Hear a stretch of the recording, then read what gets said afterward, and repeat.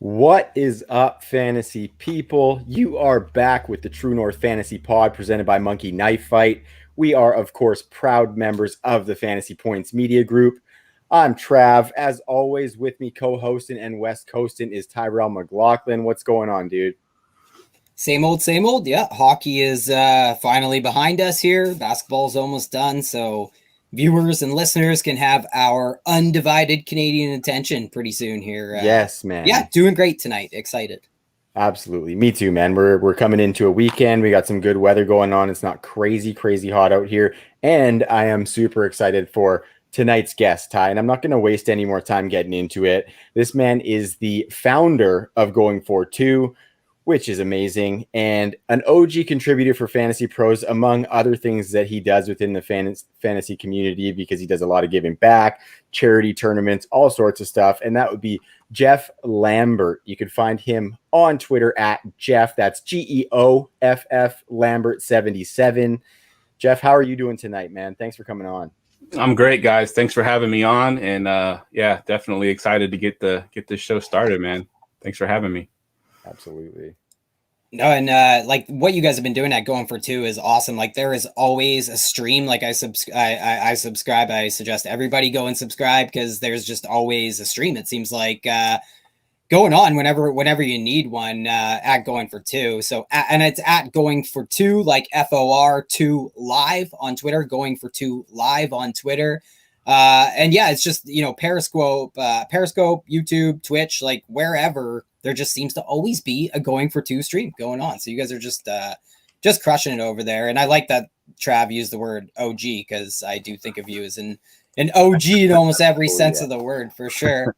Also kind of a 49ers OG, in my opinion. So that is what I want to do tonight at some point, is talk about, because I've been proclaiming that there are multiple league winners in this offense, at least league winning candidates, on this San Fran team. So I wouldn't mind talking to you about that, the man with the plan for San Fran. And we're also planning to identify some breakout tight ends, maybe a bounce back or two at the position. And we'll talk some Scott Fishbowl as well, because player values always seem to emerge at this time of the year through that tournament. And we are all pretty close to on the clock. So maybe we'll make some live picks. We'll see. But super quickly, guys, I wouldn't mind touching on a piece of news that's been floating around over the last couple of days, circling around a player that I have been asked about multiple times in the last 48 hours now. And the 49ers could actually enter this conversation, I think. The news is everybody sitting down? N'Keal Harry requested a trade.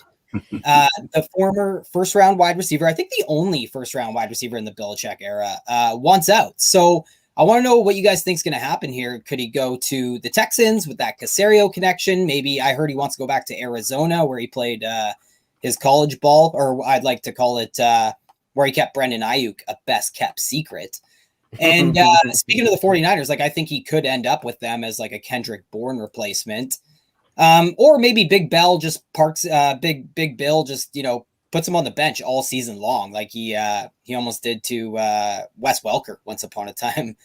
So what do you think, Geoff? Do you think N'Keal Harry, like, what do you think he has to offer if he goes to a new location? First of all, I think you have to have at least 50 career receptions in order to request a trade, through the media. Because I know he's a first round receiver, but he hasn't done a whole lot of anything. So this time of year, everything is news. But N'Keal Harry, I think I was high on him. If anybody watched my DFS show 2 years ago, even a little bit last year, I was pumping N'Keal Harry. I kept thinking he was going to break out. My first 8 weeks, I'm like, okay, this is the N'Keal Harry week. This is the week that it happens. And it just kept not happening. But when you go back and you watch some of the film, you know why it's not happening. We knew in college he wasn't a great separator. That's transferred into the NFL. If you can separate in college, you definitely can't separate in the NFL. He had that big body that we thought he'd, be useful, especially with Cam Newton and the receivers he's had in the past. That hasn't transpired either.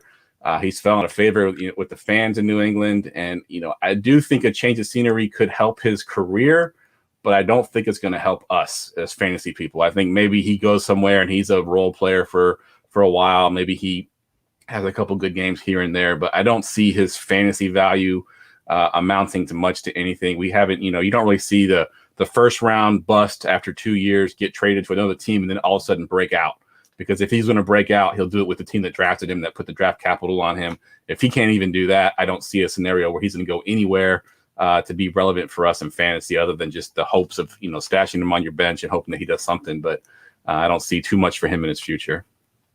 No, agreed. Like maybe Hurts a possession tight end or something when he goes to a new team, or a possession wide receiver or a tight end or something. But it's definitely surprising how much he's in the news, even if he was to be traded.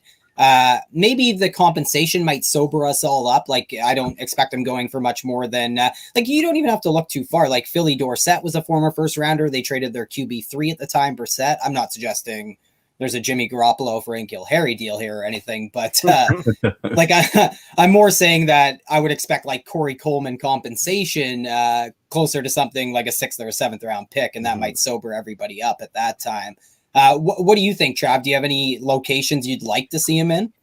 I don't know, man. I just kind of like Geoff said, I haven't seen enough to know where I would like to see him, and I think some of that comes from the fact that he hasn't necessarily, in his rookie year, he didn't get much of a chance. Last year, obviously, he got kind of shit quarterback play from Cam Newton. So I think it would be interesting, but I think that's the key, is that if he's going to go somewhere and produce at all, he's going to have to go somewhere where there's an elite quarterback and a clear path to work. And I don't think there's many of those spots where both of those coincide. So off the top of my head, I can't really think of anywhere that I'm thrilled about, but obviously, like in college, he did some good work after the catch. And so you would think that a San Francisco offense would be kind of nice for him to go to, because they could utilize that type of player. But I just don't think there's room for him. They're already kind of a low pass volume team. They're going to funnel to those 3 guys, Ayuk, Debo, and George Kittle, obviously. So I just don't see it happening in San Fran. So unless he goes somewhere with a really, really elite quarterback, like if he went to, say, Green Bay and Aaron Rodgers came back, I might toss out a 3rd round pick for him. But that's kind of ESB would demand a trade if that happened. Yeah, so would MBS. The acronym boys are the fuck out, is what they would be saying. Blue check marks on Twitter, though. Similar complex there. Like, you should need a certain amount of NFL production before you actually get a blue check mark on Twitter. Agreed. At least 2nd round draft capital if you're a rookie. For sure. I agree with that for sure. But I mean, then we got our buddy Matt Marchese from Sportsnet, who's just killing it out there. Threw the application in at like 2,000 followers and he got it. So you never know, man. Yeah, he threw it in. ASB had to throw it in. So I want to throw our hats in the ring for the 49ers here as I move on. But I did want to say, Trav, that was a great point about the yards after the catch. Like, I think that's what's not translated like we hoped it would have with Harry, is that yards after the catch, that elusiveness. Because I was even saying this guy had return ability, return upside, which, I was wrong. But yeah, the 49ers definitely would probably be the best fit. And I'm pumped to talk some 49ers. It was the first thing that came to mind, Trav, when you said we were lucky enough to have Geoff on the program tonight. Because, there's nobody I'd rather put some of my takes to the test to, being a 49ers fan, having a really good feel for this squad. And I'm just going to dive right in. I want to start at the quarterback position. I mean, Jimmy Garoppolo has been an absolute roller coaster in his entire 49ers tenure now. And I think Shanahan made it pretty clear that they can't count on him returning to that level of play from 2019. They can't count on him staying healthy. And I don't think they consider him an upper echelon quarterback in this league. And that's all best exemplified by, Lynch and Shanahan spending a significant amount of capital to trade up for Trey Lance. And this kid has all the physical tools. Sir Lancelot is from a small school, though, and he does come with a small sample size. So what are your thoughts on Trey Lance, Geoff, from a fantasy lens? And how long do you think Brendan Ayuk, George Kittle owners have to wait before it's Trey Lance throwing them passes?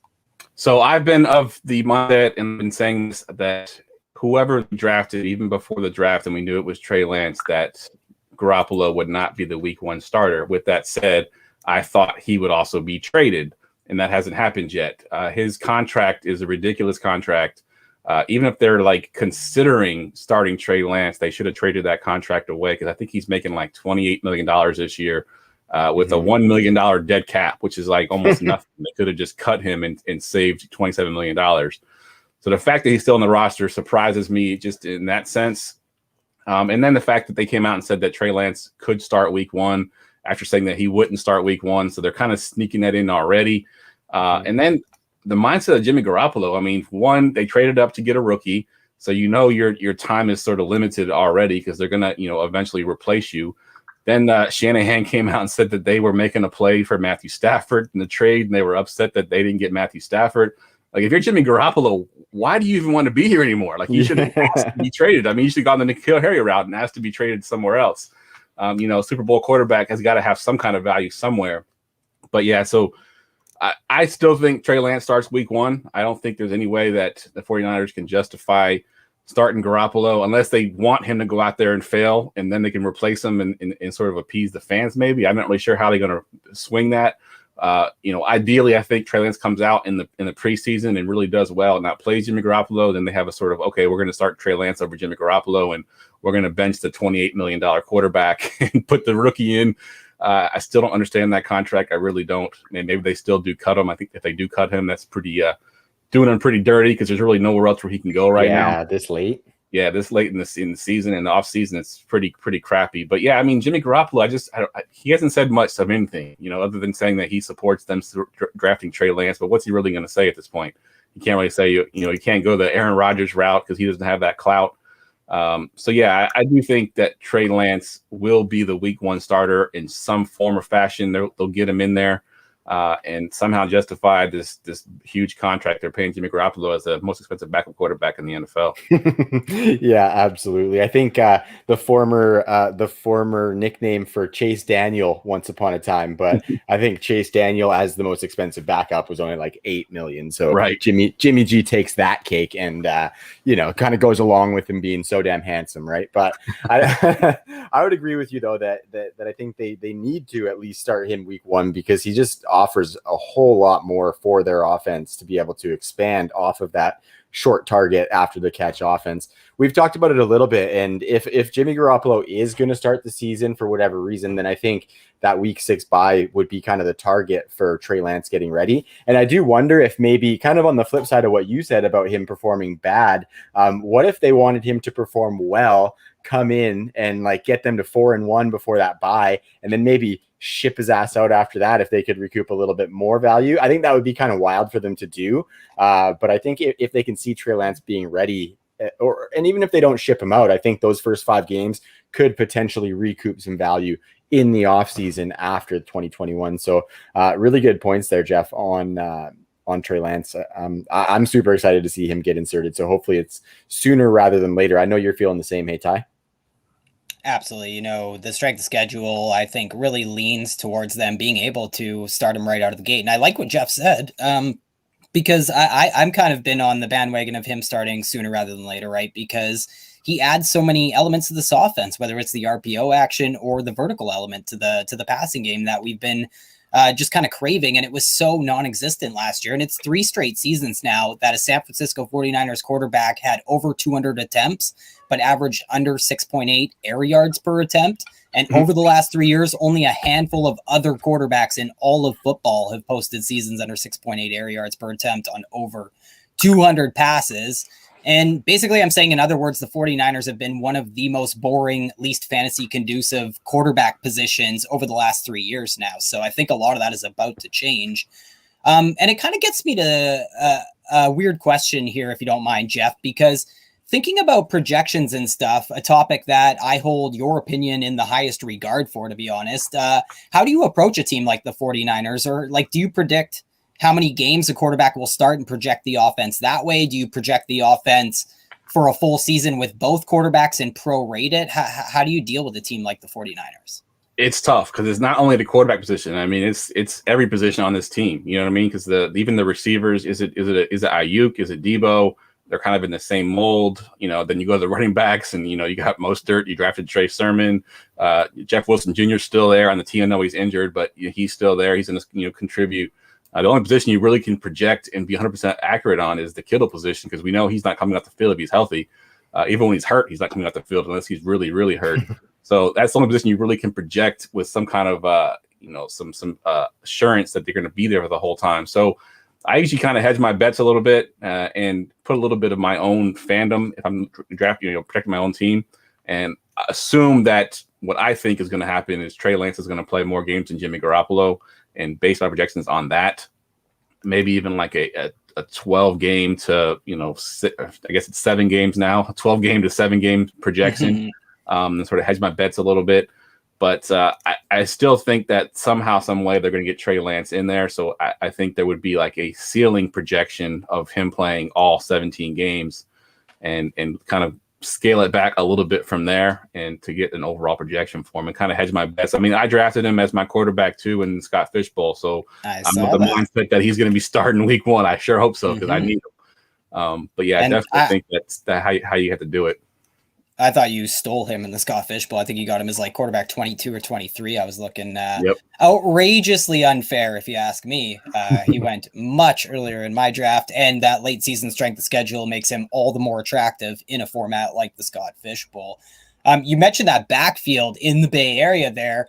It was a pretty busy offseason. You mentioned a couple of it. Geoff with a J going down with injury. They finally let Tevin Coleman go, who's now running his extortion gambit in New York under Saleh and Minnie LaFleur there. It's pretty rough. Extortion racket. Gambit might have been a little, but it's a racket. I wasn't talking about the grammar. But yeah, Jerick McKinnon also leaves some pretty juicy pass catching work behind. But I mentioned the projections because if we're both in agreement that we see a lot of Trey Lance, then we have to account for him when it comes to a percentage of the carries in this backfield for sure. And we do have Raheem Mostert there. He's no spring chicken and he is a UDFA, but he is still there. He will be involved on early downs. They also brought in Wayne Gallman. They've drafted Elijah Mitchell, who was a sleeper running back darling of the fantasy community. Hasty is also there. Kyle Juszczyk does get involved as well. So is this like a full-blown running back by committee throughout the entire season, or do you think it'll be a hot hand approach, or do you try and identify one of these names like a Sermon or Mostert and target him in your draft as a league winner? So I had put out a tweet maybe a month or so ago looking at the last, I believe, 4 years of the 49ers offense. And I looked at ADPs of all the running backs, preseason before the season started. And the cheapest running back in the last 4 years, as far as ADP, has been the leading fantasy point scorer for the 49ers 4 years in a row. So I've always said draft the cheap one, right? So because you don't know. Is it going to be Trey Sermon week 1? Is Raheem Mostert going to come out with gangbusters and be really good in week 1? So I'm drafting Elijah Mitchell, and I've said this on my show multiple times. I would not be surprised. It's not likely, but I would not be surprised if he is the leading fantasy points for the 49ers after the season is over with. Wow. He's a 4.40 guy. He's fast. He's a one-cut runner. Good size. People think that he's a small back. He's really not. He's just very compact. Yeah. The only thing that I have a question mark on is his catching ability. He wasn't asked to catch in college. It wasn't that he couldn't catch. He wasn't asked. He's athletic enough to. Yeah. I agree. So when he got the chance, he looked all right. Exactly. So I think if he can show any kind of catching ability out of the backfield, they can have a 1-2 punch and both of them be relevant because they're going to run the ball a ton. If they're winning games, like I hope they are, they'll be running, Trey Sermon and Elijah Mitchell together, mixing some Raheem Mostert. But with Mostert's injury history, with Jeff Wilson Jr. already on the PUP list, missing the first 6 games, I think Mitchell's going to get every opportunity to succeed in this offense. And he's going to be that home run hitter that they wanted Mostert to be, but with the body type that he can actually sustain some hits and not get injured. So I love me some Mitchell. So draft Mitchell, super cheap. You probably can almost get him free in some redraft leagues. Stash him on your bench and just hope he gets the opportunity. Yeah, somebody's sniping you in the Scott Fishbowl now. I totally agree. And Trav, I'm a big fan of doing it double. If I miss out on Sermon, I want Mostert and Elijah Mitchell. If I miss out on those two, I want Wayne Gallman and Elijah Mitchell. Like, I think there's a few backfields we can attack 3-4 deep, and especially in best ball formats in deep dynasty leagues. Those are definitely moves that I'm looking to make. Is there one guy out of that backfield that you're really targeting, Trav? I think the target for me is Sermon. Like if I'm thinking that I want like some early production, because I think with Elijah Mitchell, I think he's just going to have to work his way in or catch one of those injuries, which in this, like with Mostert, like you said, Geoff, that guy gives her 110%, 100% of the time, and like it's just not holding up, and you don't want to predict injuries. And I don't know exactly what the pattern of injuries that he has had, but I mean, this is becoming a trend for the poor guy, which sucks because I love seeing him play too. But I think for me, it's got to be Sermon, just because he looks like the ascending asset, whereas Mostert's the guy who's kind of looking to get his job taken. And I love that Elijah Mitchell take, because, and I was kind of curious how far down the totem pole of this running back depth chart you were going to go when you said cheapest. And I love that you went all the way down that depth chart to get Elijah Mitchell, because he's somebody that's been on my radar for quite a while. Ray GQ was on the show and he shouted him out, and I looked into him and loved him. So I'm stoked that you threw him out. And he's somebody that at the back of a draft, if you're even in a dynasty, like, you just want pieces of this offense. I might even think about picking up Jermichael Hasty and putting him on a deep roster too, just because he's a piece that, if thrust into that position, Kyle Shanahan can make gold out of him. So yep. Very, very, very good point on Elijah Mitchell there. I think Sermon would be my main target, though, Ty, to answer your question.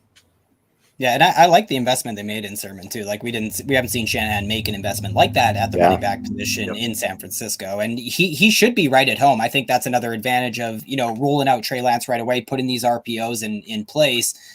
Trey Sermon would just be right at home in an outside zone scheme with RPOs, and we've seen, like, it's not outside the range of outcomes that it does go to one guy, and I think the guys who are best suited to handle that role would be Trey Sermon, Elijah Mitchell and Wayne Gallman. And they don't, like, Elijah Mitchell and Wayne Gallman aren't dissimilar, like, size-wise and stuff. They kind of remind me of each other a little bit.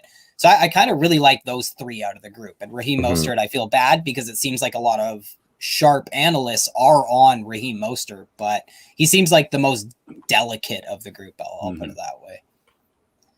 So I do want to ask about the wide receivers, just because I think the upside to capture might be at that position. Like, we all love George Kittle.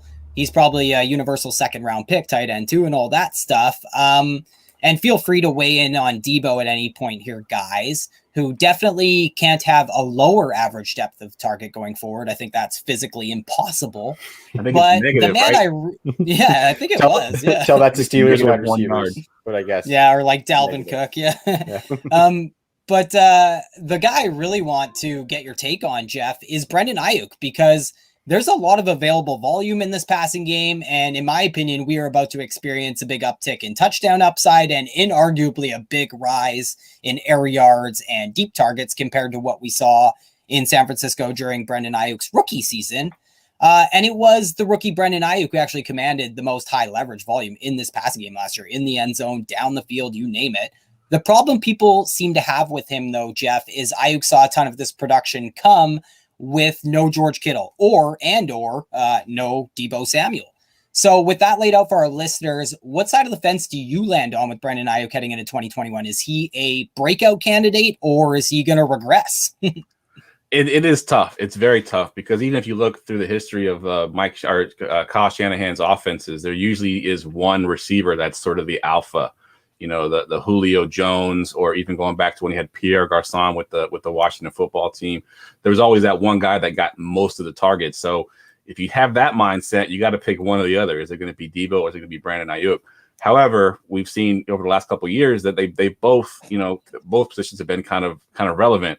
And with Ayuk kind of coming on the scene last year, like you mentioned, without George Kittle, without Deebo, I think this offense will be very balanced, which is why it's very tough for me to choose between Ayuk or Deebo, because they can both be used in the same way. That's the thing that's different between this and most receivers, is usually you have the one guy that's, he's a deep threat, and you have the other guy who's the possession guy. These guys are kind of the same mold. They can both take carries, out of the backfield. They both can take the little screen pass. The one thing that Deebo has that Ayuk doesn't have is the body size, where he can actually just run people over. But Ayuk has the deep speed to get that Deebo doesn't have. So this kind of complements them a little bit that way. But their ADP is almost like neck and neck, side by side. So it's so hard to pick which one. You just have to basically close your eyes and pick one. I think if I'm drafting today, I think I'm still taking Deebo Samuel. I know he's had some injuries, and Ayuk is he's such an enigma, because you don't know what you're going to get when Bill and Deebo on the field at the same time. You get a ton of targets. Anybody's going to be somewhat relevant in fantasy.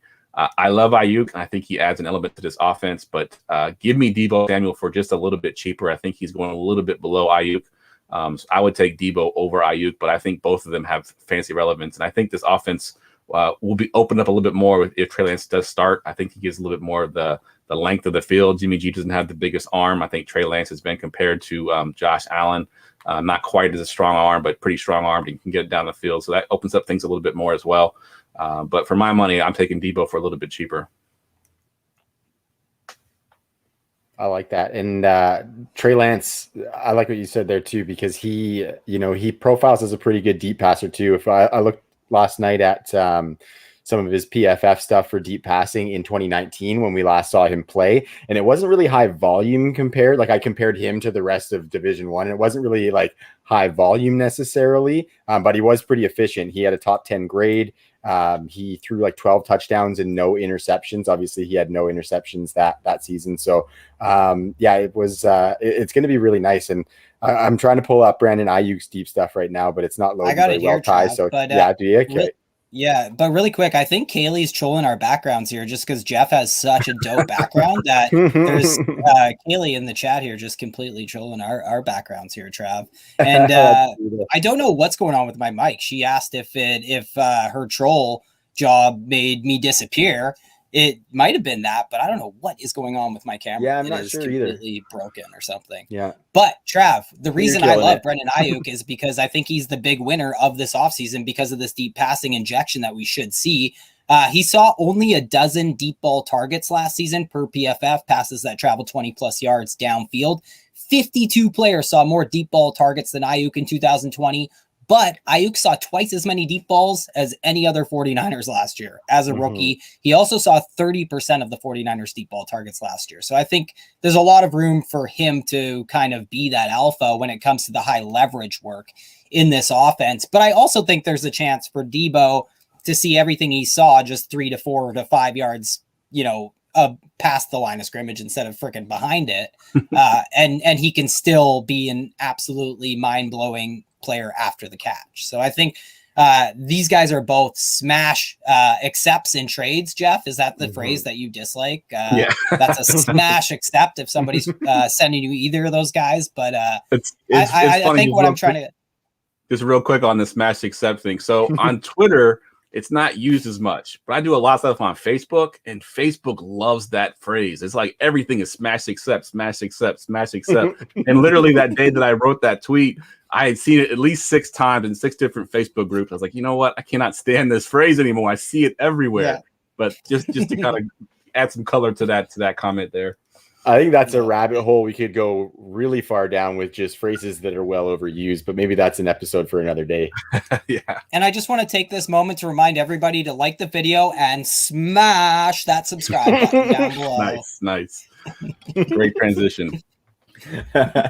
Wow. Nice. So I like it. Do you want to do that, Trav? Do you want to transition into some of the tight ends and stuff? Yeah. Sorry, you almost made me spit my water out there, Ty. It takes what I'm always going for. Yeah. Before we are going to talk about a little bit of late round tight ends, and I'm really excited to get into that. But before we do, Ty, I do want to talk about fantasypoints.com. At the top of the show, I mentioned we're a part of the Fantasy Points Media Group. So what that is kind of a conglomerate, for a lack of a better term, of brands from around the fantasy community who have banded together to support fantasypoints.com. We are one of those, and we are thrilled to be able to share the analysis, the content, the people, everything that Fantasy Points has to offer. And with our promo code 21TrueNorth10, you can get 10% off of what I think is one of the best deals already in the industry. And I just got onto a Discord chat that Graham Barfield was hosting. I think it was last night or the night before. Got in there, started, shooting the shit with Graham and all the people in the chat and stuff. And it's just really cool how accessible those guys are making themselves. And Ty, we actually had somebody who gave us a shout out because they had seen some of our YouTube content. So not only is it good to get access to the Fantasy Points team, but apparently last night it was good for my ego as well.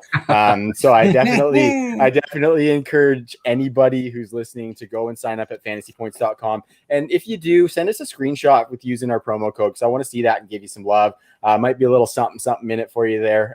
But yeah, go over there, subscribe with 21 True North 10. Let us know, and we'll see what we can't do, because we would really, really appreciate that. And I think you would be able to benefit lots off of that winning edge you can get from fantasypoints.com. So very thankful to Ben and that team for having us. Just to piggyback off that really quick, I actually had a subscription last year to Fantasy Points, and I played big. I'm a big DFS guy, and there's some great DFS tools on there as well. I mean, they show ownership percentages and stuff like that were really helpful for me last year. So, not just Wes and go ahead. Sorry, just Wes and Wes and Scott were both nominated as DFS Writers of the Year for the FSWA this year as well. So the DFS stuff is a big draw because people are always looking for DFS tools, and it's pretty unparalleled at fantasypoints.com, especially the people who are giving you that information too. Yep, definitely. Yeah, 100%. Okay, guys, so we're going to dig into some of these late round upside tight ends. Obviously, tight end premium is becoming more prominent in our lives, in our leagues. And of course, we've got the Scott Fishbowl that gives a big premium to tight ends right now. So I thought this was a very timely subject. And just as timely, Geoff, you just recently came out with an article on Fantasy Pros about some late round tight ends who could have top 5 upside. And I really liked what you put out there. So I kind of wanted to dig into that topic a little bit. We're going to get into the 3 guys that you talked about. And then I've got some rapid fire questions for you here, Geoff, as well. But the first guy that you mentioned in the article is Evan Ingram, old double E out in NYG. He is currently the tight end 14 on MFL 10s for those best ballers. And he's the tight end 16 in Fantasy Pros ECR right now, which all 3 of us, our rankings happen to be a part of, which is awesome as well. And I really love, Geoff, that you had Ingram on there because I've been kind of a fan this year with his price dropping. We saw him going at tight end, like top 5 tight end prices previously, not so much this year. And I think he has like just as good of upside as anybody in that tier. One of the main things that you talked about was the targets regressing for him with the additions, but obviously the touchdowns and the efficiency is what will get a tight end into that upper echelon. So I'm curious as to like where you see him fitting in the pecking order of a suddenly crowded passing game in New York. They got Kenny Golladay, they drafted Kadarius Toney. I still love me some Darius Slayton, I'll be honest. Sterling Shepard, the ghost of Golden Tate, might still be there. And obviously Saquon's going to come in and command some of those targets as well. So where do you think Ingram fits in there? Because I definitely see that efficiency, but I would love to see some of the volume kind of stay with that, Yeah, so first of all, you said he was tight end 16 on Fantasy Pros, and when I wrote my article, he was tight end 17. So I'm gonna take credit for that one little bump there from my article. I bumped him up a whole spot there. But yeah, the targets. So just to go on to the targets, first of all, there were 5 tight ends last year that had 100 or more targets. 4 of those 5 tight ends were top 5 tight ends. The one that wasn't, of course, was Evan Ingram, who wasn't even in the top 12, I don't believe. So the volume is definitely there for him to be a top 5 tight end. The issue was last year he had no touchdowns. I think he had 1 receiving touchdown and 1 rushing touchdown, and that's what killed him. And I think if you could scale back the targets a little bit and give a little bit more efficiency with the touchdowns, he could get 80 targets, but if he can get 6, 7, or even 8 touchdowns, he's immediately in that top, 6 or 7 tight ends already. Because I think last year only 3 guys had more than 8. Kelsey Waller and I can't think of the other one. May have been Tanyan or the guy from Tanyan. It was Tanyan. Okay, I couldn't remember what the other one was, but yeah, those are the only guys that had more than 8 last year. So if he can get into the 6, 7 touchdown range, even with less targets in what should be a better offense, because you got Barkley back there now.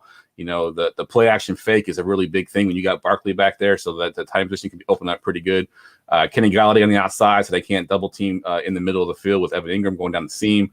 So I think overall, he could sort of see less volume, but see more touchdowns, and his value would definitely skyrocket with that.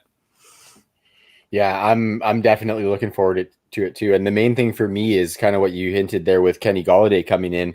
Evan Ingram was like their only, well, I guess Slayton was there, but he was underperforming huge. So Evan Ingram was kind of their de facto downfield target as well last year. And he just needs some of that pressure taken off. And I think this is the year that can happen. I think a lot of that hinges on Daniel Jones, of course.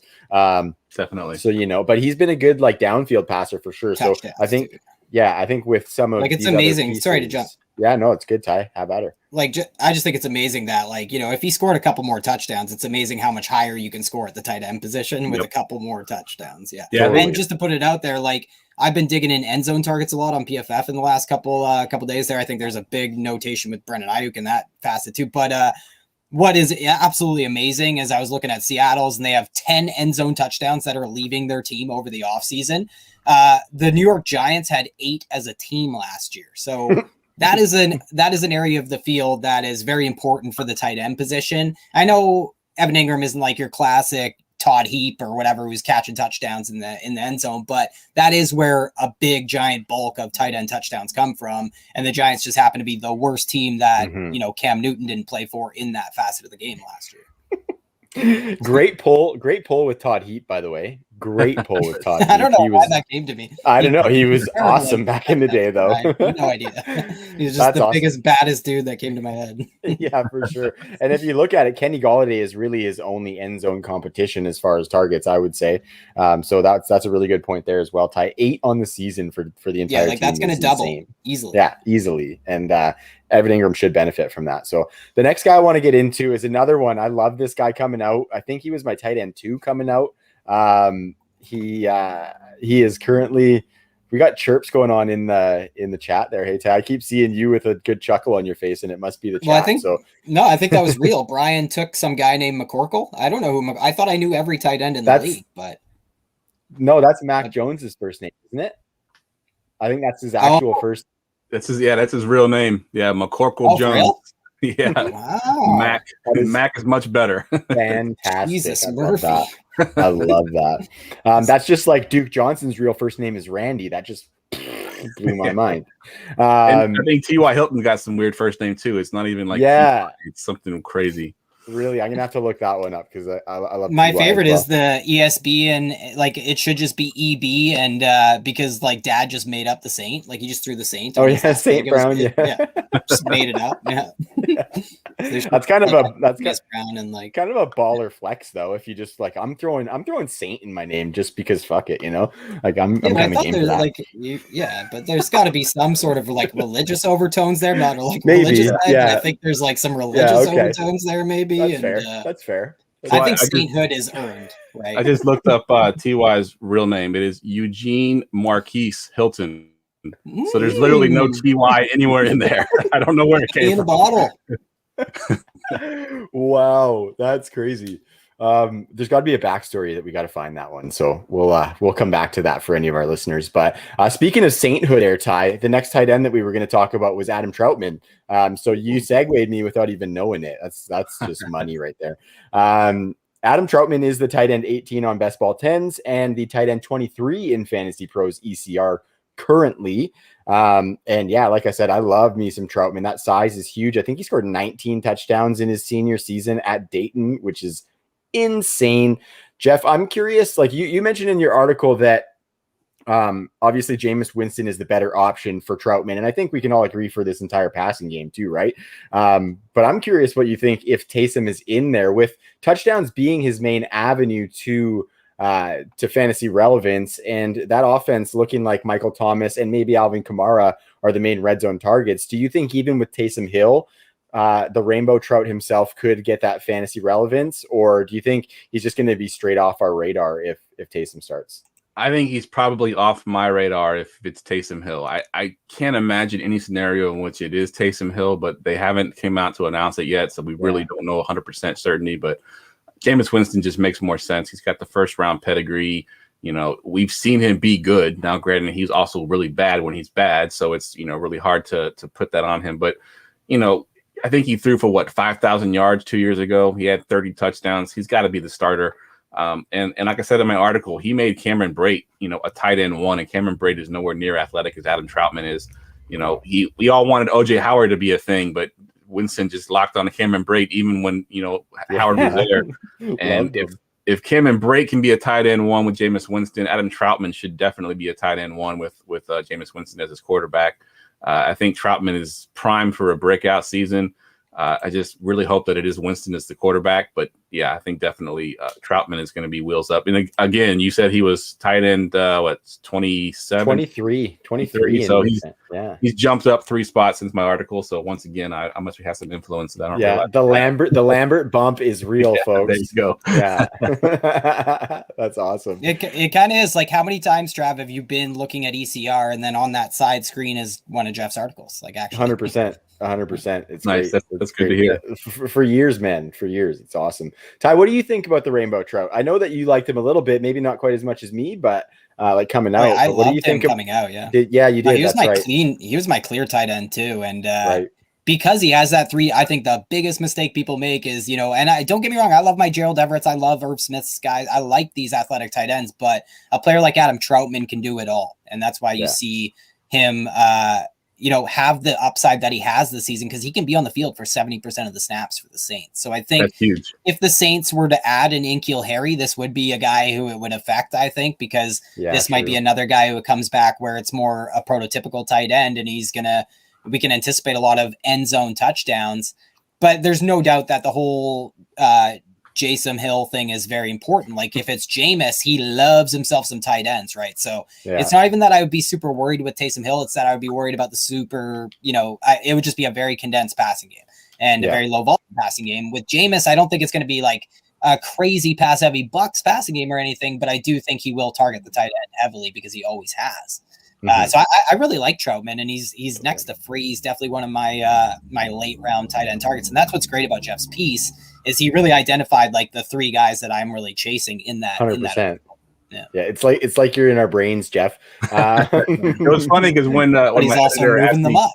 When my editor asked me to do it, I'm like, really late round tight ends, really? It's going to be exciting. And then I started digging in. I'm like, okay, there's some guys down here that I can see definitely being in the top 5 potentially. So it got more exciting when I looked into it a little bit more.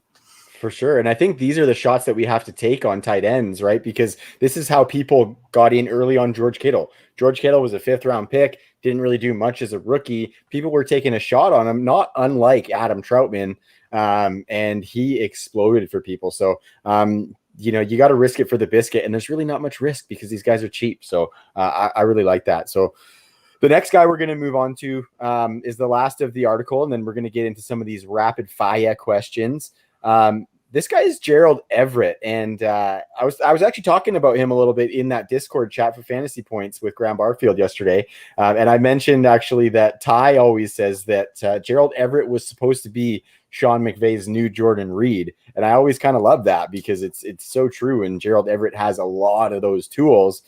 And then you look at the Seahawks offense, like I think this is a great little spot for him because the offense looks like a funnel with DK and Tyler Lockett, and there's going to be a third guy getting some work, and the wide receiver depth chart isn't like stellar. I know they drafted Dwayne Eskridge. I think they the Seahawks drafted. I get him in the Browns, Anthony Schwartz for some reason. Eskridge and Schwartz, for whatever reason, I keep getting them mixed up. But I'm curious where you think Gerald Everett sits on the totem pole of targets here. Do you think he could sneak up into that third? Because I totally see what you're seeing, Jeff.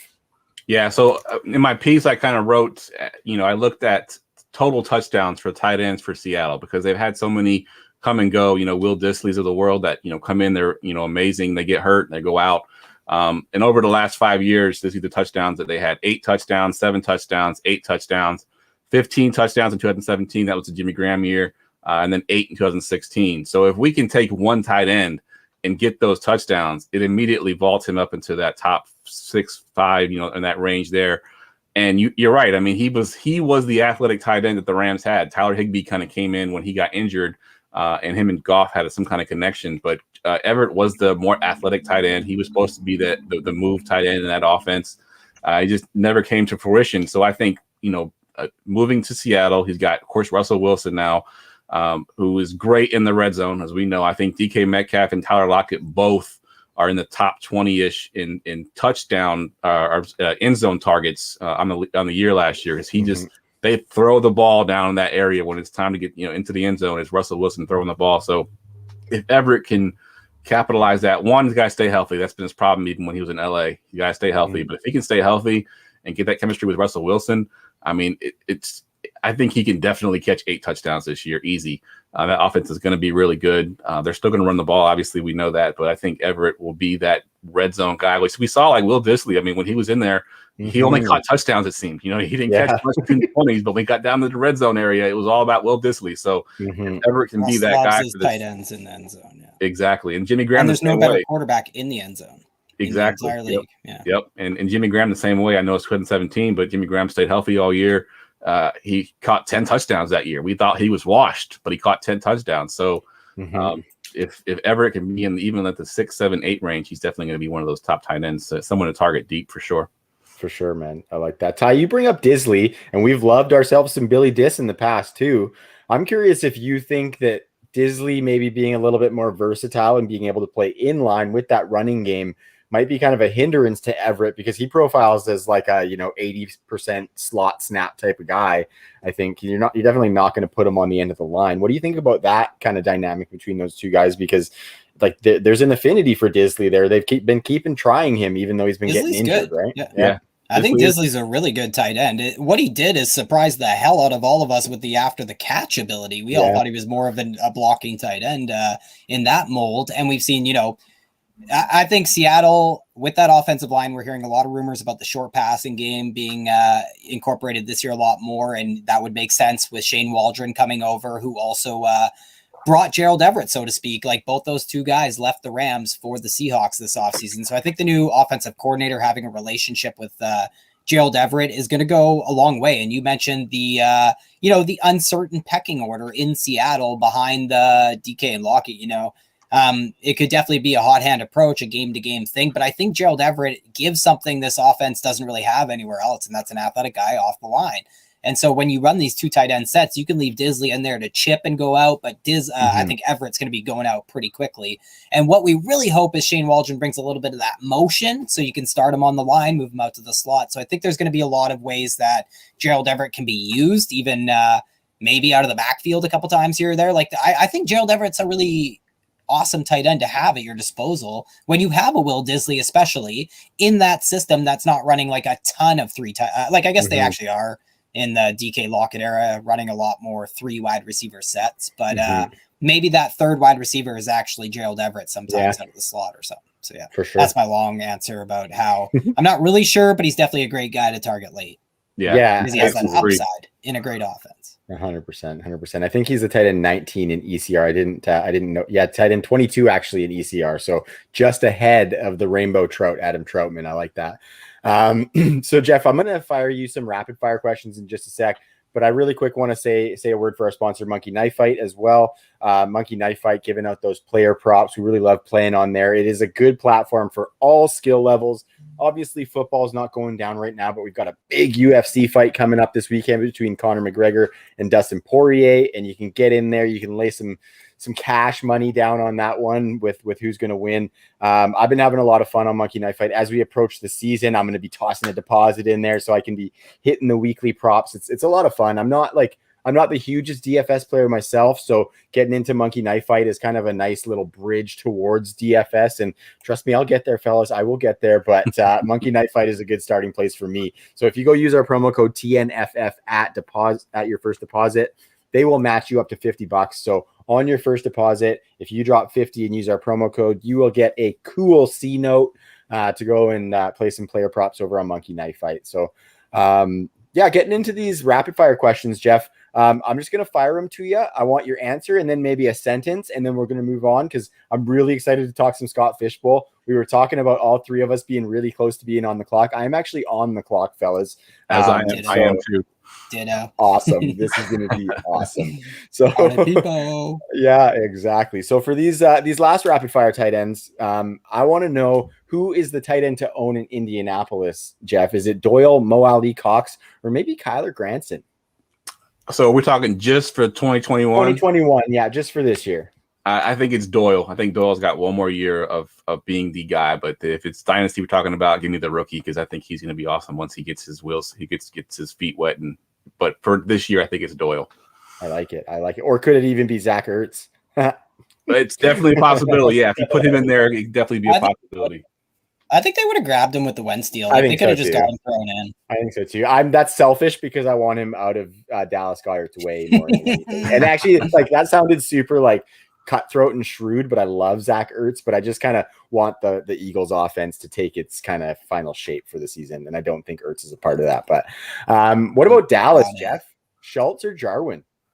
That one is tough. That one's a little bit more. I think I'm going to go Jarwin on this one. I think It's so close. It's so close. Let me just get Jarwin with the slight edge. Yeah, for sure. I think that's one that I might not want to own necessarily just for that fact, because Schultz played really, really good last year. And like, if I could start Dallas tight end, I would love to start that guy, but you can't necessarily do that.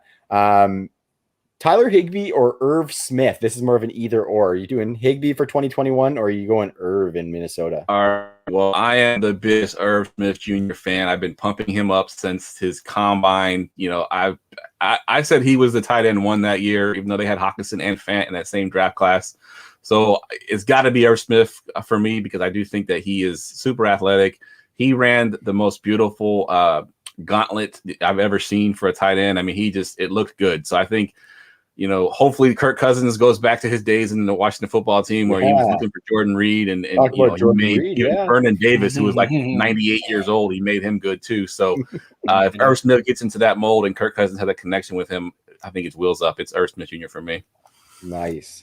What about the old man Jared Cook or the young Grizzly Cole Kmet? Give me Cole Kmet. I think that I like Cook there. I do think he does have a pretty good season filling in for Hunter Henry, but Cole Kmet's getting all the hype on Twitter, and I'm going Cole Kmet.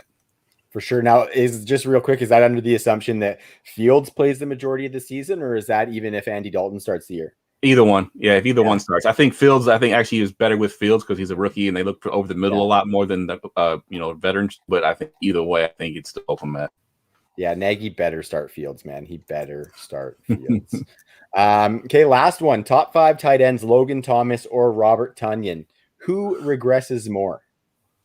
Logan Thomas, because I think Alex Smith is the check down king. I think he also made J.D. McKissick a thing too, which I don't think he's going to be anything this year either. So yeah, Robert Tonyan, especially if Aaron Rodgers is back, then definitely Tonyan. Yeah, I'm with you on that one. I think Logan Thomas, Fitzmagic's going to be throwing those YOLO balls, and Logan Thomas isn't going to be the guy catching those. It's going to be Samuel McLaurin and hopefully my boy Diami Brown, because I really like that spot. Logan Thomas, there was a stat on. There's a stat on Fitzpatrick that as far as percentage to wide receivers versus tight ends, he's the number one throwing to receivers in the history of the NFL as far as percentages go. So wheels up for the receivers and tight ends, not so much. Yeah, that's back to like the Decker and Brandon Marshall days in New York. That was good stuff. Okay, guys, let's talk a little Scott Fishbowl because the three of us are on the clock and this is exciting. And Geoff, so I want you to first, why don't you let the people know what your division and your draft slot is? And how your draft is going so far. All right, so I am in the Wu-Tang Clan division, even though my hat is for the Metallica. I just like the hat better. But I picked the 12 spot. I get the 12 spot every year in Scott Fishbowl. I just like having the back-to-back. And, of course, this year with the third round reversal, it was really nice. I like the way my draft is going. I went a little bit unconventional. I actually got 4 running backs to start my draft. I did get 1 quarterback mix in there as well. But I have Saquon Barkley, Alvin Kamara, Aaron Jones, and J.K. Dobbins are my 4 running backs. Oh, my God. So I'm pretty loaded there. My QB1 was Big Ben, which, he's not exciting, but if you look at scoring, he's actually really good because they're very, very efficient in that new offense, that quick pass offense. So he's super efficient, which, for Scott Fishbowl is very, very important.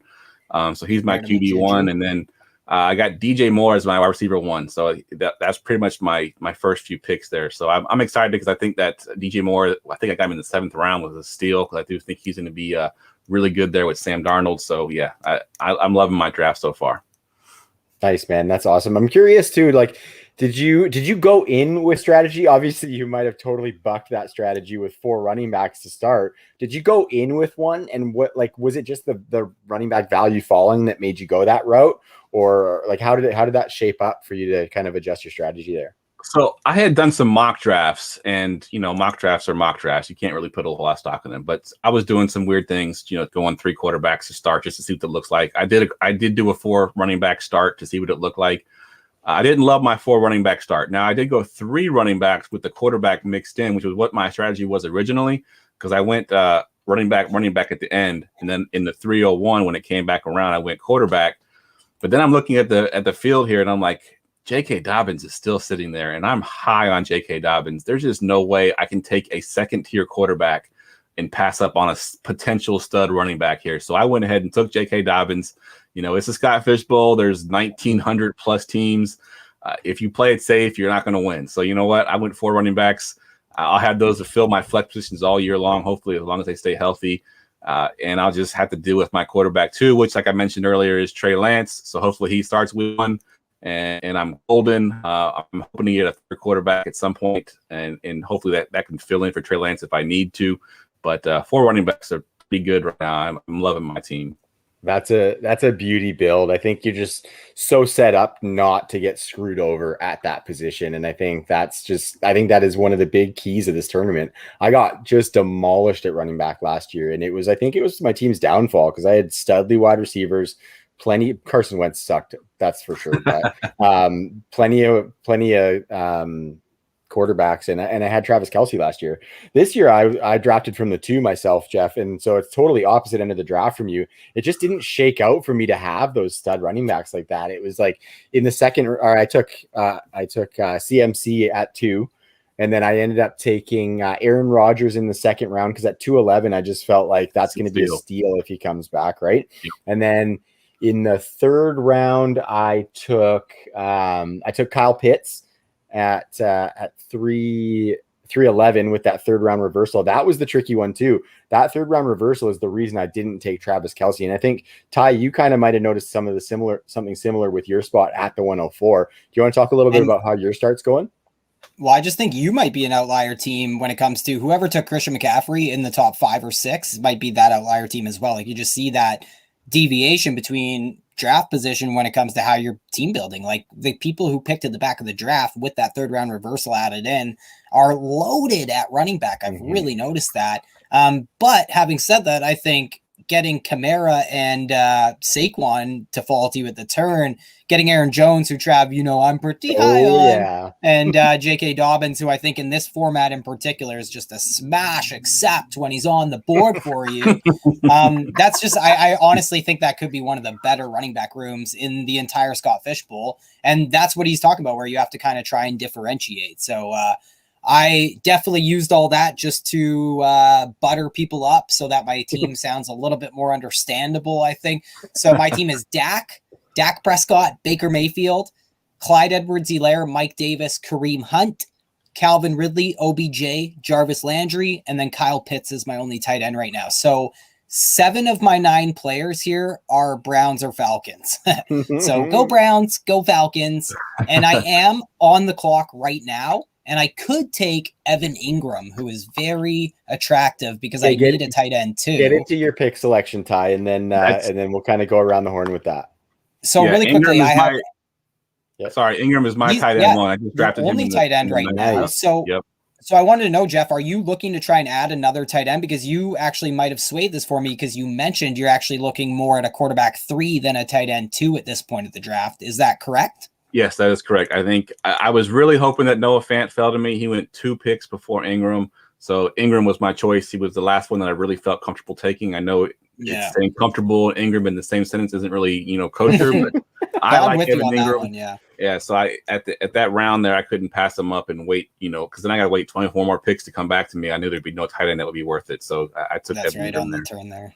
No, and I think he's a huge tier break for me here. So I'm having a hard time taking anybody but him, but I do still have Deshaun Watson on the board in the 10th round as well. Ooh. But we talk about differentiating, and he's a guy that maybe, obviously, if he was playing, would be a first-round pick. Well, and he went in like the 6th of mine. Oh, did he really? See, and that's interesting. So I'd definitely be getting a value on him. Value definitely isn't as important in a format like this, but I also have Jameis Winston on the board, and maybe I could get a Taysom Hill with quarterbacks dropping like this in the next round in the 11th or 12th. So I think I might take Jameis over Evan Ingram.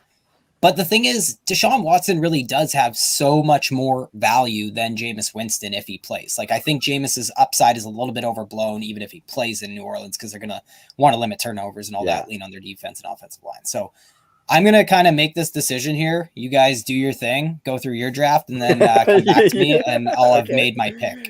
You're just going to agonize for a couple minutes here? I'm not sure. Yeah. So, Geoff, what round are you in? I am in the 10th, the end of the 10th. So I'm at the 10, 12, I think. Okay. Of the 10, 12. Do you mind if we do mine first? Because I'm in like the 14th I'm in the 15th, so it's not going to be nearly as juicy as yours. Absolutely. And I'd like to end it off with a little bit of a bang, if you don't mind. So my team right now in the 15th round, my quarterbacks are Aaron Rodgers, Kirk Cousins, Trevor Lawrence. I got in the 6th round, which was unreal. I love that. And I did get a 4th quarterback with Taysom Hill. Ty, I got him in the 11th, I believe. And the reason I did that is because Kirk Cousins and Trevor Lawrence have the same bye week, and there is that inkling of possibility that Aaron Rodgers sits. So with him as my quarterback one, I just felt like I needed to insulate that bye week just in case Rodgers doesn't play. And I don't mind having a 4th quarterback because injuries can strike, and I don't like getting hooped for a quarterback in that. I don't think it's a mistake. Spot. Like you want to, your team, after you take 3 quarterbacks in the 6th, you actually want to remain strong at the quarterback position. That'd be my take. Just because I think like somebody like Jeff's team might be more reluctant to do that because he knows he might be a little bit less strong at the quarterback position. And you don't actually want to start chasing a guy who might actually give you a negative with the scoring format. You see a lot of those with Daniel Jones, Sam Darnold from last year. These guys did not score a lot of points in a lot of games. In fact, they went into the negative during certain games. So you can actually overblow your super flex in this format. That's all I want to say.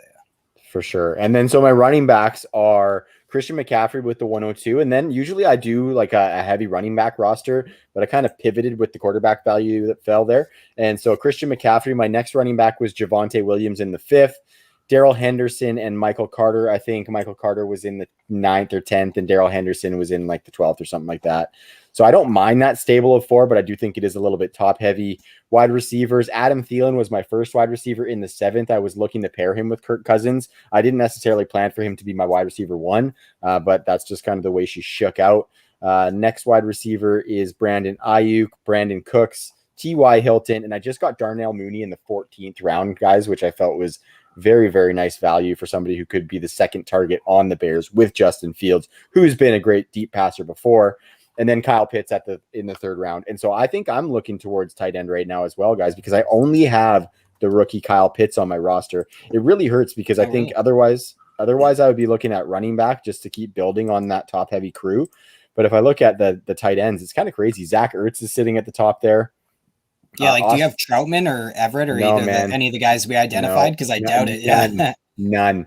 And that's a good lesson for me and Jeff, right? Who head towards these 100%, teen rounds here. 100%. Like I'd say early teens is when you're going to be wanting to get in your tight end too. But you know what's funny is you can throw what I just said out because the Scott Fishbowl is just so wild that the different drafts are just so independent, different. Yeah. It's crazy.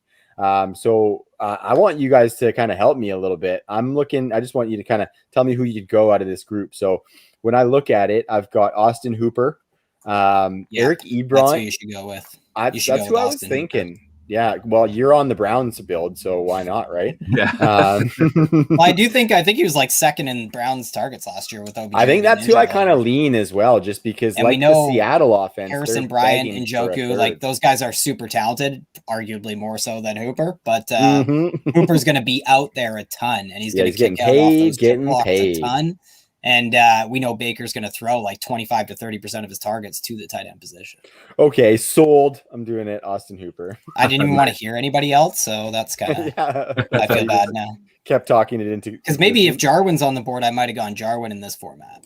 Jarwin. Because I agree with you that Dalton Schultz could be the guy, but if it ain't Jarwin, I want I think I want the tight end in Dallas because there's going to be so many. There's not going to be very many 2 tight end sets. I'll put it that way. Oh, OJ Howard. Okay. No, I'm doing it. Austin Hooper. I'm doing it. But I think Jack Doyle would be the other guy that maybe, or Mo Alley Cox, if you're on that side of it. Yeah. So those are 2 guys, but I think you can probably wait. I'm going to go with Hoop Daddy.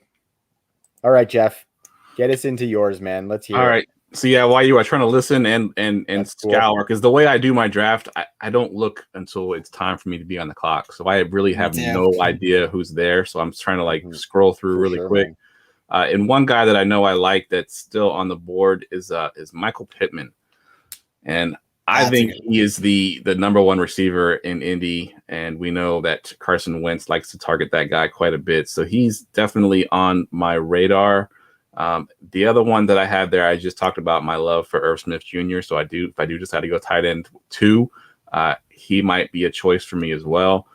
But one thing that I try to do in the Scott Fishbowl that I learned is I try not to draft my quote unquote backups until I have all my starters. So that's one thing, because if I take Irv Smith Jr., he's not going to be starting with Evan Ingram at the same time in my lineup, most likely. So that's why it steers me a little bit away from Irv Smith. The running backs are pretty much desolate. The only guy that I would even consider would probably be Michael Carter, the rookie. So we don't really know what we're going to get from him. So going back to the receivers, I do think Michael Pittman will be my 10th round pick here. So I'm going to go ahead and hit that draft button for Mr. Michael Pittman. And then I'm right back on the clock. But I know if you want to go first, Ty, I can come back at 11:01 and hit my 11:01 as well. Yeah, I'd love for you to. I'll just tell everyone I did take Deshaun Watson, and it's a very similar complex to what you were just laying out. Like, this is my backup quarterback, right? So why not take Deshaun Watson, who, if he is in Denver, I just took Denver Broncos quarterback, guys. So go me. Because if he was to go there, whether you think it's a 1% chance or a 20% chance, there's a very similar chance that I waste my 10th round pick in the Scott Fishbowl, right? So that kind of is a confluence of events that told me to take Deshaun Watson. And then you guys kind of maybe talked me out of taking my tight end 2 here and let me take a Troutman or a whoever comes back to me there in the 12th or 13th there, in the 11th or 12th there. Mm-hmm. All right, so I'm back on the clock here at pick 11. So this would be my quote unquote 11th starter. I'm looking at a couple of receivers still because I do think that they're still pretty deep. Cole Beasley is on the board. Russell Gage is on the board. Curtis Samuel is on the board. I looked at both those guys you just mentioned. I really like both those, and I really like Pittman, by the way, too. Just the ability for that point per first down, like whatever the half point or whatever for first downs. Like he. If you want to get in on the Colts in the Scott Fishbowl and you're worried about Wentz's negativity that he could bring to your roster, Michael Pittman's the way to combat that, because you don't get any of the negative, you're just getting all the positive, and that guy has a lot of upside when it comes to having a monopoly on everything from the possession receiving work to the end zone targets to the screen passes if Paris Campbell's not on the field. Yep, exactly. That's definitely why I took him. I do think that, he looked so good last year towards the end of the season once he started getting his feet underneath him. Man, he looked so good. Like, I think there's one game where he just dominated. I can't remember who they were playing against, but he just dominated. And if he can be that this year for every game, I think he'll be a steal. So I think I'm going to go receiver again here, even though I do love Irv Smith Jr. I doubt he makes it back to me. But I was talking to the Going for Two guys in the chat today, and they were talking about Russell Gage. And we talked about his red zone targets being equal with DK Metcalf and, Tyler Lockett in that offense last year. And he wasn't even the full-time starter the whole year. So Russell Gage, he's going to fill that wide receiver 2 role, which, in Atlanta, they're going to be a passing offense. They got Mike Davis there. So, they're not going to run the ball a ton, I don't believe. So Russell Gage, give me Russell Gage at the 11:01. That's nice. That's really, really nice, man. Well, that was sweet, guys. Not very often that you hop on a pod and all 3 of you are on the clock in the Scott Fishbowl. So I think that hopefully that was a treat for our listeners, because I love personally listening to those dives into my favorite analysts when they're actually, when you see the live best ball drafts and they're kind of talking their picks out and stuff like that. Those are awesome. It's really fun to get a glimpse into the mind and see how they kind of do it when that clock is ticking. So thank you both, gentlemen, for that. And I guess thank you to the Scott Fishbowl for happening to have all 3 of us on the clock at the same time. Yeah. Scott Fish 24.